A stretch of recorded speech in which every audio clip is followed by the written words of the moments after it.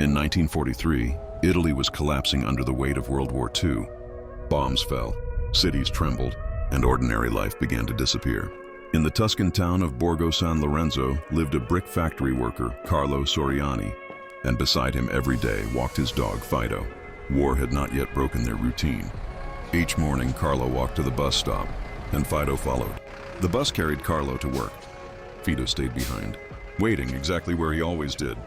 As the war intensified, Allied bombings reached industrial towns. Factories became targets, and safety vanished overnight. On November 10, 1943, an air raid struck Carlo's factory. Carlo Soriani did not survive the explosion. That evening, the bus returned. But Carlo did not, and Fido stood there alone. Neighbors tried to feed him, but Fido refused. His eyes stayed fixed on the road. Days passed, then weeks. Fido returned to the bus stop every single day. He did not understand war. He did not understand death. He only knew one thing: Carlo was late.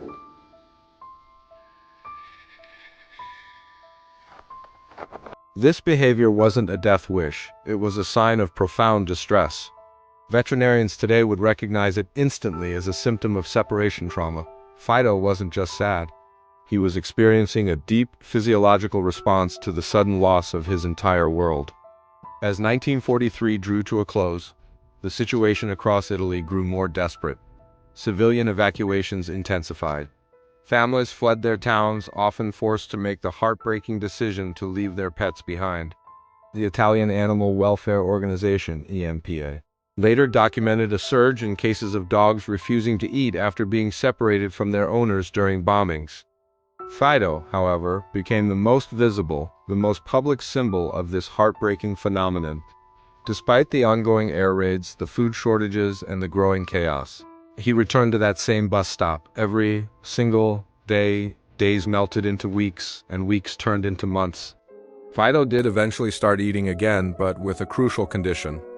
He would only accept food when it was brought to him near the bus stop. This small detail is incredibly important. It shows he wasn't trying to starve himself, which is often how these stories are romanticized. Instead, his entire existence became fixated on that one location, the place he associated with his owner's return. He refused to abandon his post. His vigil was so consistent that it was documented by town officials who saw him there day after day, a silent, furry sentinel waiting for a ghost. After the war ended and a semblance of peace returned, Fido's story began to spread.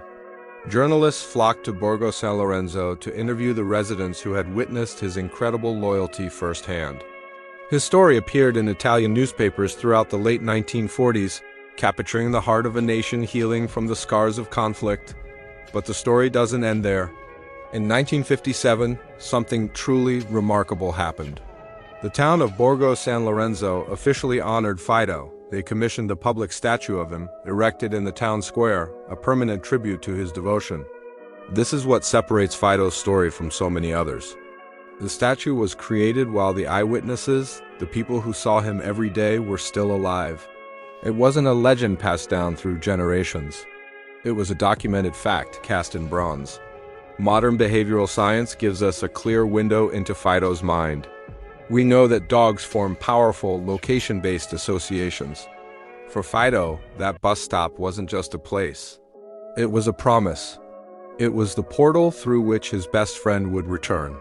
Under the acute stress of sudden separation, primal needs like hunger become secondary.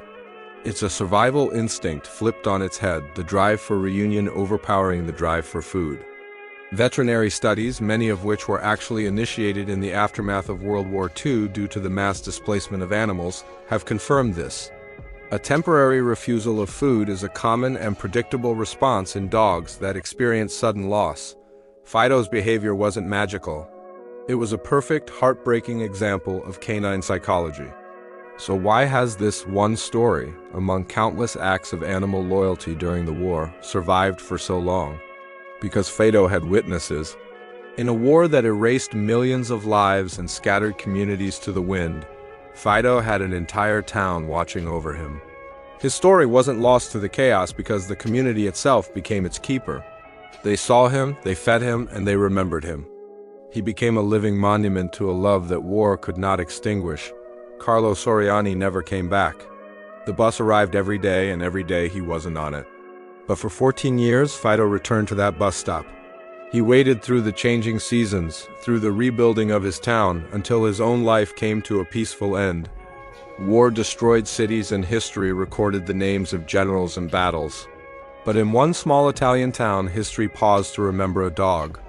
A dog who waited, not because he didn't understand death, but because loyalty, true loyalty, simply refuses to acknowledge it. Thank you for watching. If this story touched you, please like, share, and subscribe for more stories that remind us of the incredible bonds we share.